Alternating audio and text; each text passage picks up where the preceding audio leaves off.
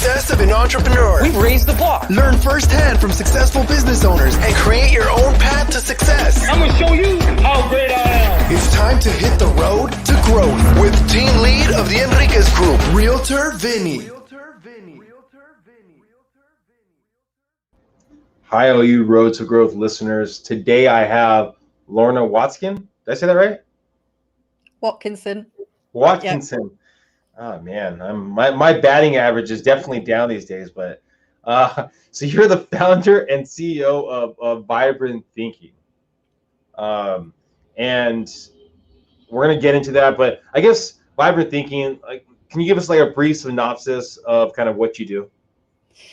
So I help organizations set themselves up for success in this new world of hybrid working, because it's much more than just deciding where people work on different days, whether that's at home or in the office.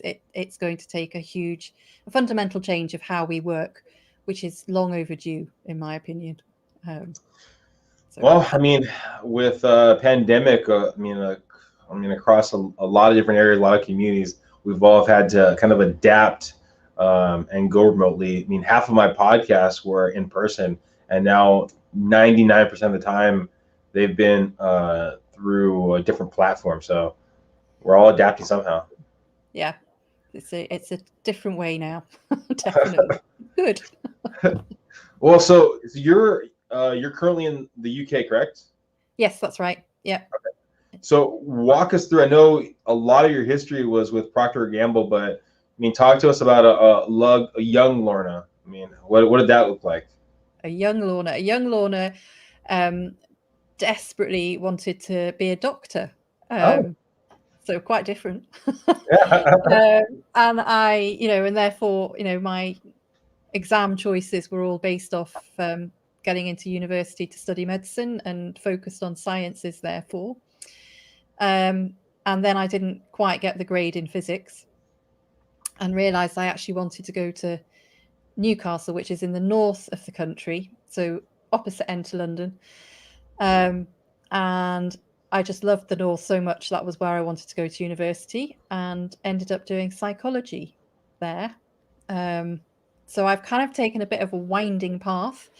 I kind of realized, looking back, one of the reasons I liked science was because it allowed me a right or a wrong answer. That's what I liked about it. Whereas actually I'm more naturally creative. I just wasn't confident enough in myself as a child, a teenager. So I ended up, it was one of those things where I hate to say it, but my mother was right. Sorry, go on. No. Say yes. Well, what did your mother say first? Or what did your mother say first? I gotta get that. Yeah, she said she said to me when I started at Newcastle University that she thought psychology was what I should study, and I'd said, "Don't be ridiculous. I want to do microbiology."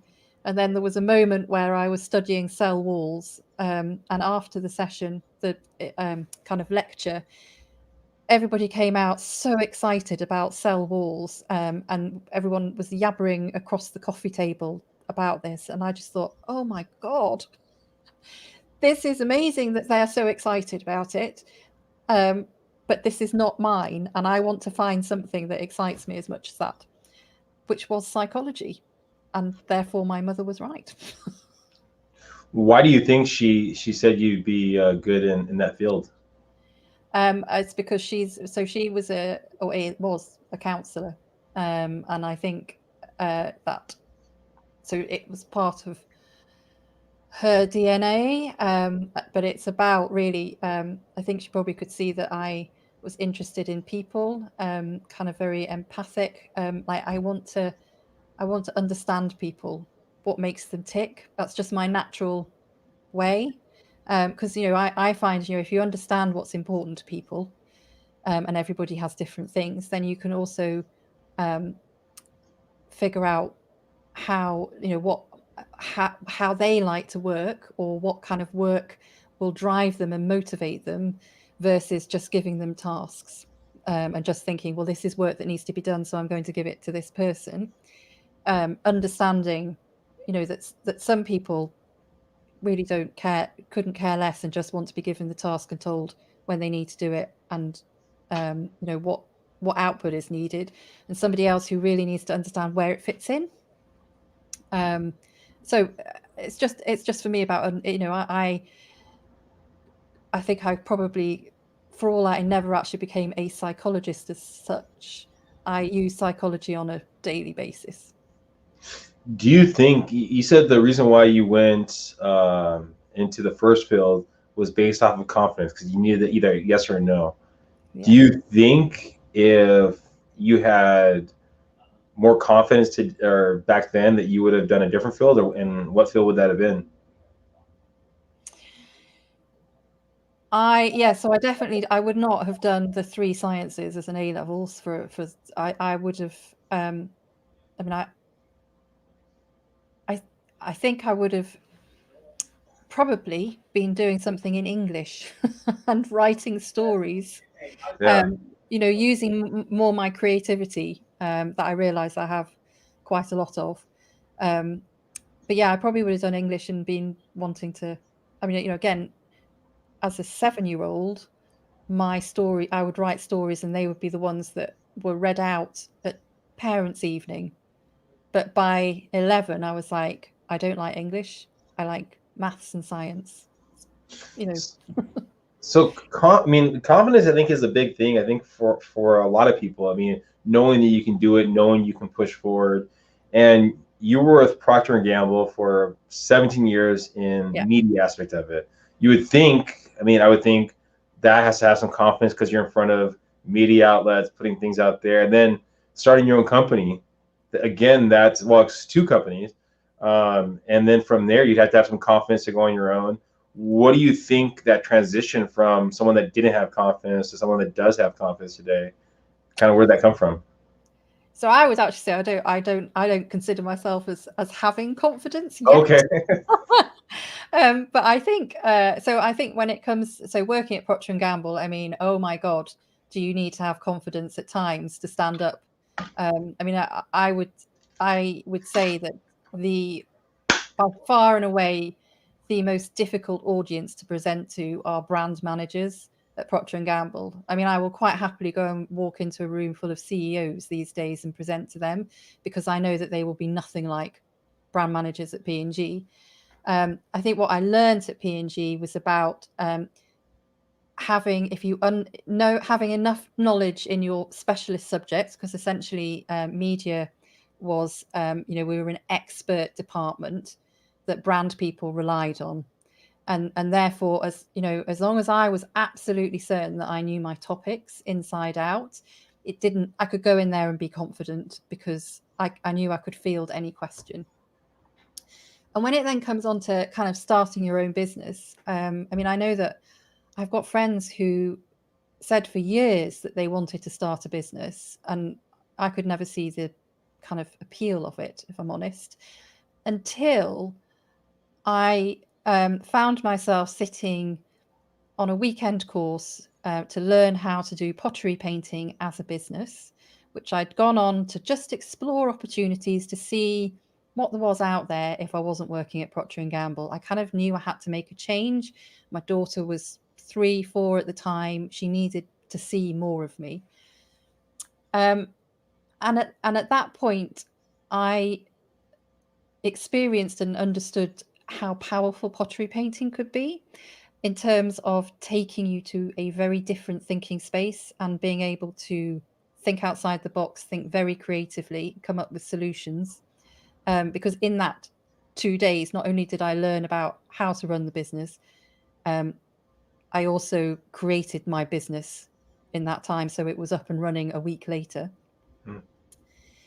And it was all about kind of finding something that had purpose. And for me, it was like there wasn't actually a choice. It became I know I'm unhappy at Procter and Gamble, and I have now found something that drives me, that I can feel is going to get me out of bed, excited to start the day. And therefore it wasn't something that needed confidence. It was just an obvious step to make. And I knew there were times at Procter and Gamble when I'd also felt that way of like how amazing work can be. So it was all about finding something that could offer that more of the time. So basically, something that would offer, I guess, enjoyment, something that would make you jump out of the bed.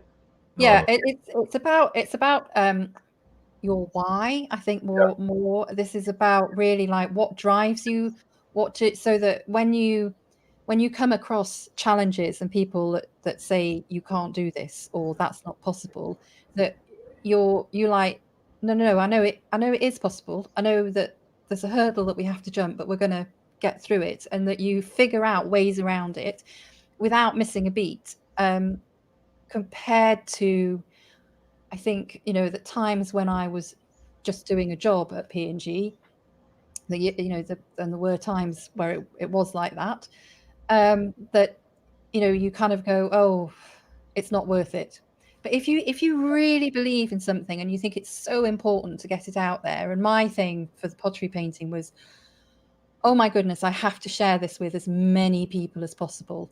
And it started off being, the first business was about hands and footprints for babies, which in the Northeast hadn't really happened at that point. But my first thing was like, I've got to get this out to as many people as possible. And then the next step was like, no, I always knew I wanted to take it into corporate. But then when the time was right, it was like, I know what a powerful tool this is. And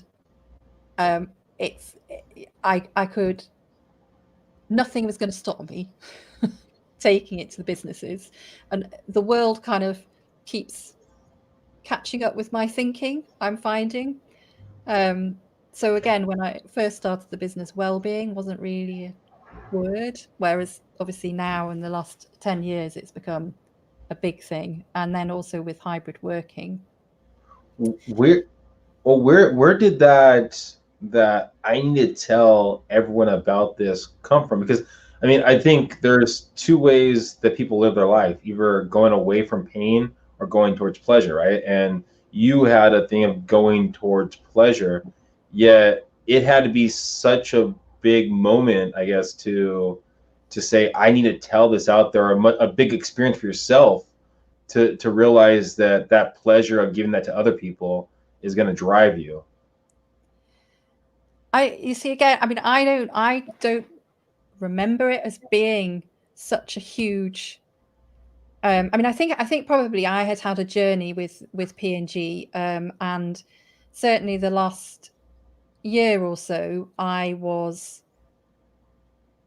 knew that the way the company was changing and the way that and our role, the media role globally, was changing, and I couldn't see how I could add value. And that's actually been very important to me throughout my career, is like, how do I add value? And when I can see and understand and feel that, again, that's when I feel like I'm on top of the world, and can do anything. And I knew that the changes that were happening kind of didn't fit with my strengths, I guess. And so I was kind of moving away from pain as well, if that Yeah. makes sense. No, it makes sense. I mean, do you think then, and this is a question I've asked a decent amount of entrepreneurs I've had on the podcast, do you think there's anything that your management at Procter and Gamble could have done to kept you there and make you happy to be a lifer there at Procter and Gamble? I think that's a very interesting question. So when I first left P&G, I described myself as pretty bent and broken. Yeah. And it took me, I divorced within 4 months of each other. I'd left P&G and I divorced.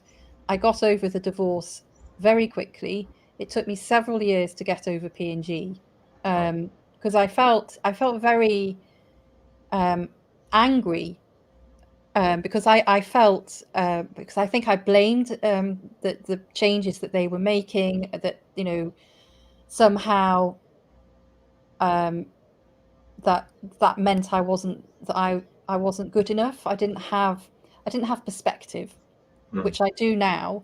And what I see is that when I look back now, I would say, yes, there are probably things that the company could have done to keep me, but I think more importantly, there are things that I could have done. So I didn't talk openly to my management about how I was viewing things, and part of that was because I saw my director as a nemesis. I thought she didn't value me.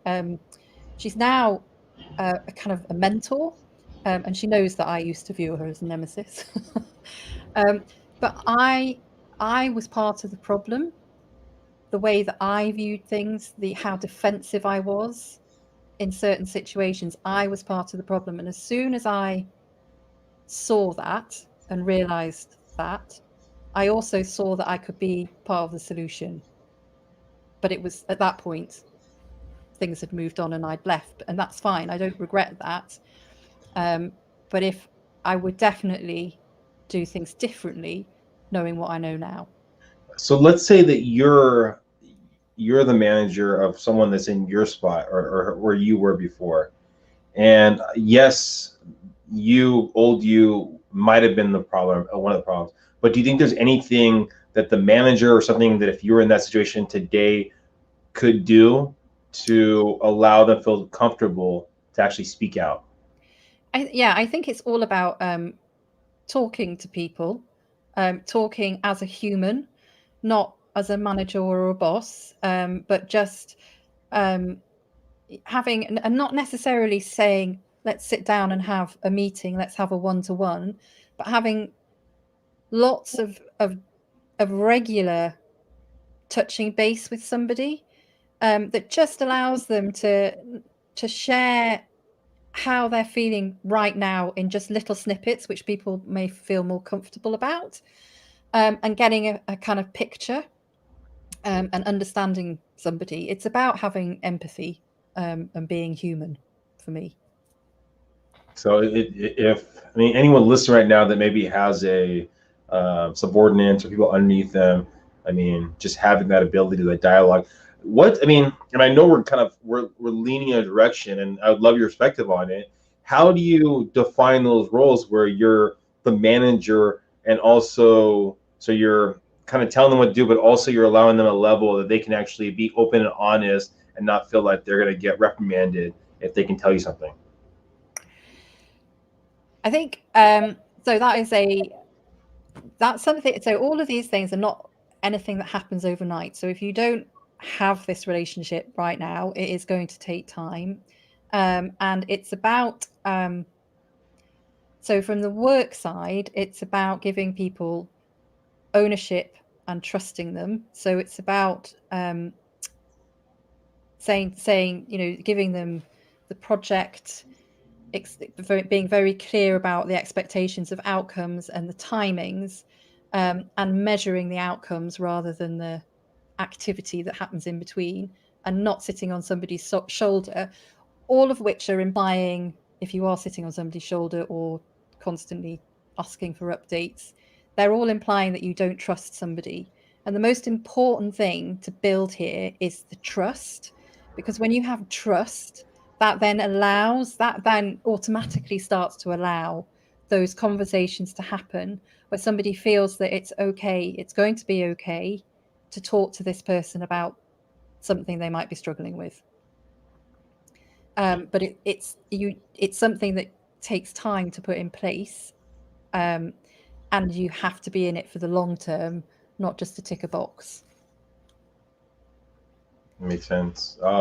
So back to your journey. So you're at Procter and Gamble. You're transitioning over to this company, and you go, okay, I need to tell everyone about this pottery company. How did that transition come, and then what brought you from there to Vibrant Thinking? Well, I think the very interesting thing is I left Procter and Gamble, and I feel like all of my knowledge fell out of my head.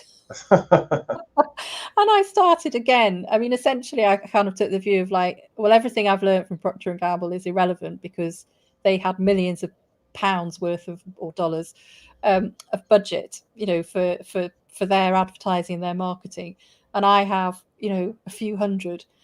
But kind of after the first year, I suddenly realized that actually everything I'd learned at Procter and Gamble was so critical to getting my business known out there, to be very clear about just focusing on one thing and one message at a time. So, and in terms of then going to vibrant thinking, moving to vibrant thinking, for me, it was about the fact I felt like I'd achieved success with my first business. I felt like I'd learned everything I could about a business from starting that from scratch. And I still do bits and pieces for that business. But essentially, I was then like, okay, now I want to start the real thing. This is now about making a massive difference to the working world. Because what I'd like my legacy to be in 100 years' time, say, is that I was part of making work something that you get energy from, rather than it being somewhere that you just it's a draining place. And that's, so what I do is really all focused on changing work so it can be that kind of place, and stopping a million back-to-back Zoom meetings and that side of things. When did the idea of vibrant thinking come about? I think I'd had it in my head since the very beginning but it got more focused probably about 5 years ago, that I started to think this I think there might be some legs here with the fact that well-being had come on the agenda. People were actually acknowledging the fact that it was important that people's well-being was looked after. And that started me thinking it's not actually then where I ended up, because I kind of took it more in the direction of it's using it for team building. So using pottery painting, either for getting to know teams better, individuals within your team better, or to really solve problems that you never had time to address in the working day, but that you knew was stopping you working as a team at your best. So kind of when there've been big structural rechanges and everyone just gets on with delivering the day-to-day, but actually always coming up against the same frustrations with the changes that have happened. So just taking a couple of hours out and looking at that, using pottery painting to get you into this different thinking space, away from work, barriers down, really helps the lateral thinking, and you get amazing solutions from your team, who are then completely bought into those solutions and keen to implement them, versus you as a manager trying to implement things or impose solutions on people. So the core of your business, creative thinking, is about the leverage of the hybrid work, right? Where you're having it online and in person. Yeah. So yeah. Well, so because in the UK, right, things started closing down beginning of last year, yeah. So when that started happening, what happened to you? What was going on with your company? So at that point, the focus of it was I was very much about going into offices and working with teams in the office face to face, running my workshops. So the first thing, obviously, that happened was, well, nobody was going into the office, so that wasn't going to happen. And every business was in crisis mode, not surprisingly, to figure out how on earth they were going to deliver business in this new world of online remote only. And departments that had been told they could never work from home because it was impossible suddenly figured out how to do it in 2 weeks flat. It was incredible, the innovation that happened. So what I then focused in for my business was like, okay, so how can I use the core of my business, which is about getting people to think differently? How can I use that to help businesses who are now going to be looking at a situation in the future of some people, having proven that the impossible is actually possible. Nobody's going to go back to the working how they did originally. But how are you going to manage that hybrid situation that actually nobody knows what the right answer is, because we haven't done it yet? So it's about, using my skill to get innovation out of people, and to use it to create a bespoke approach for your organization for hybrid working. And it's, for me, it's all about starting with the who. So you're understanding what your organization wants. So how was that conversation look? Because on one side, right, people are going remote because they have to, right? There's a pandemic and you have to go remote. Yet on another side is people are going remote. They're probably losing a little business, and they're probably not looking to add on extra cost, right? So they need you now, yet maybe they don't have the funds, or some of them don't have the funds to pay for your services. So how did that conversation go to show your worth, that they're going to get more out of you than they're going to put into you? So the conversations that I have been having, it's very much it's certain types of companies that see this as a critical kind of flex point, that they see the importance of moving to hybrid working, and that they're very much seeing it as the benefits to the company's point of view. Let's be clear here that they're seeing it as like, this actually is a way where I can improve productivity if I get it right, and at the same time improve my employee engagement, all of which means that I'm going to I keep my people, and there are not many of them around. So there are a lot of people that see this as a necessary evil, and I will be honest that at that point, nobody wants to talk or invest in what I offer, because why would they? As you say, they have limited funds as it is. So I am very much I see myself as more a trailblazer.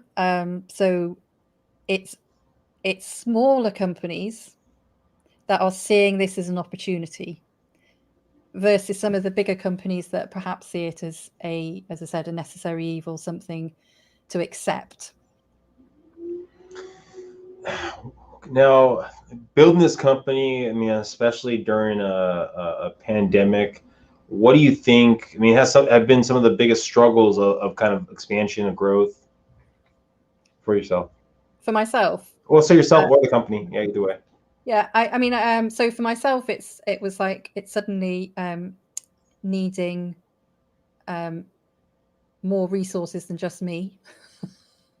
And finding, and on the positive side of that is the way the world's changed, and the fact that actually it doesn't have to be somebody sitting next to me in the UK, actually being able to get the right people that I need for the support. I think, the other challenge for me is about marketing myself, and inevitably, some of that means spending money. And certainly initially, when people were in crisis mode, I lost my income at that point. So kind of that was difficult and scary. But then as people have come out of that mode, then that's been less of an issue.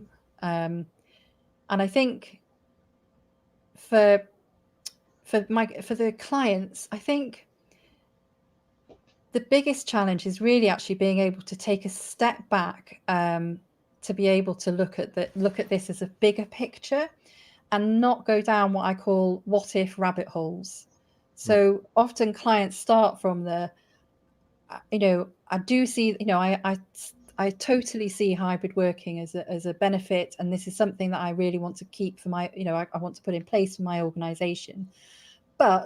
And then give me a whole long list of what ifs. What if people aren't working when they're at home? What if they don't don't come into the office for a meeting when somebody else makes the effort?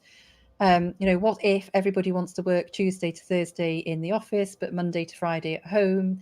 I can't make any savings on the office space, but equally 2 days a week it's empty. And it's you can get stuck forever down those what if rabbit holes, because you're starting at the how rather than taking a step back and looking at it. I see it very much as a who, what, how framework, that you need to start with the who and understanding them, which is your organization, and then the what is it that you want your vision is for hybrid working, before you get to the how, because you'll find a lot of the answers in the who and the what. Now, the person that didn't have confidence and now learning how to get their face name out there, is that still because of the why with this company? I know with your last company, it was the why, getting the message. Is that still the driving force for Vibrant Thinking? Okay. Even more so for Vibrant Thinking. Yeah. I mean, I feel like I've hit my groove totally. And, well, my daughter will tell you that I never talk or think about anything else. She just rolls her eyes at me most of the time. Has there been moments where maybe in front of a big stage or something where it's very, maybe scary or daunting, but where you have to kind of think back on that why? Or is it just kind of a constant thing of, this is what I'm doing, this is what I'm doing, this is what I'm doing? It is. So for me, it's a constant thing. So, I mean, I still struggle with writing posts on LinkedIn. Ridiculously small things that really shouldn't bother me. But, sometimes, I want to say something, and then I have, again, I go into a what if rabbit hole. What if somebody doesn't like it or disagrees with it? And I've got much better at just kind of listening to the voice, accepting it, but then just pressing enter and not rewriting it, but I think it happened, I think every day I have to remind myself why. And I have posters, I'm looking around here at things that remind me why I am doing this. And because, nothing is ever easy. There was one of my first interviews that I went on, and I had a person that commented on it and was just saying, blah, blah, blah, blah, just telling me how horrible it was and everything. And someone told me, they go, you know what, if you don't at least have one of those critics out there, you're probably not on enough platforms. I'm like, well, fair enough. That is what I tell myself. So if we're talking, let's say in 5 years from now, where are you going to be, and where's Vibrant Thinking going to be? So in 5 years, I will still be here in the UK, in the north of England, because I wouldn't be anywhere else. But Vibrant Thinking will be a global company, helping businesses all over the world, and it will be the undisputed expert in hybrid working. Do you, and you said it before with one of your conversations with one of your clients, where they said, okay, well, what if some people want to work from home Tuesdays and Thursdays, or work home from Wednesday and Friday, and then Tuesday and Thursday in the office? Do you see, is there an ideal time frame at the office, at home? Has 50%, 30%? I think this is where it is challenging, because the reality is it will depend on each individual as to what they want to do. There won't be a perfect one size fits all. And whether, if you're young and just starting out in your career, you'll probably want to go into the office 5 days a week just because you just enjoy being with people. And there will be some people who actually never want to go into an office again, because they just love working on their own and they don't need the interaction. And they will be just as productive, because they're the people who used to go into a huddle room to do their work when they were in the office, because they found everything else too noisy. And then there will be people all the way in between who sometimes actually want to go into the office every day that week, but actually the following week maybe want to stay at home a couple of days, just because that means that they're not going to be rushing to be at I don't know, it could be their children's sports day or their mother's special birthday celebrations, whatever it may be. It's just like, if they don't have to commute, that just takes the stress off them. So working from home on that day makes sense. But I think it's I think that work has been a static model for decades now of Monday to Friday, 9 to 5 in the office. And that was a one size fits all, everybody does it. Recently, yes, we were getting the occasional flexible working around the edges, but it was very much that if you got that, then you should be grateful. Whereas this has turned it all on its head and said, you don't actually need to have this kind of really rigid structure. It is possible to do it differently. So what I would hate to see is us swapping one rigid structure of 5 days a week to another rigid structure of a different number of days a week, because I don't see that works any better. So basically allowing the flexibility for your client or for your employees to make a decision and have faith that if they are working from home or if they are working at the office, they're going to do the same amount of work. Yeah, and I think it's not just about having faith. You need to know that they are doing the work, but the way to measure it is to be very clear about expectations and what output is going to be measured, so that the individuals also know, like, this is what I have to deliver, and it's my responsibility to make sure that happens. I get to choose how I deliver it in terms of where I'm sitting, but ultimately they still have to deliver the work. And if somebody isn't, working from home should never be used as a somehow skiving reason not to do work. It should be about, it just makes my life so much easier that actually I can focus 100% on work when I'm doing work. One last question right here. If you could talk to that younger woman that was just starting at Procter and Gamble, is there any advice you would give her? Oh God, yes. I would say just do it. Just don't overthink it. Just do it. What your gut feel is generally right. And do you know what? Even if it's not, it doesn't matter.